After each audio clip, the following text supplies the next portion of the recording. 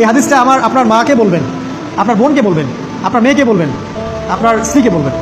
এই হাদিসটা যদি কারো হৃদয়ের মধ্যে গেঁথে যেতে পারে, তার দ্বারা অন্যায় করা সম্ভব না। একটু এই কথাটা না বললে জাস্টিস হবে না। রাসূল সাল্লাল্লাহু আলাইহি ওয়াসাল্লাম মেরাজে গিয়েছিলেন, আপনারা জানেন।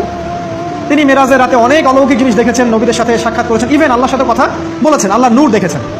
এই সময় সবাই তাকে হাসি মুখে সম্বর্ধনা জানিয়েছিল। যার সাথেই দেখা হয়েছে তার সাথেই তিনি হাসি মুখে অভ্যর্থনা তাকে জানিয়েছে, আসসালামু আলাইকা আইয়ুহান নবী, সবাই বলেছে হাসি মুখে। একজন মালাক, একজন ফেরেশতা তাকে দেখে হাসেননি, একজন।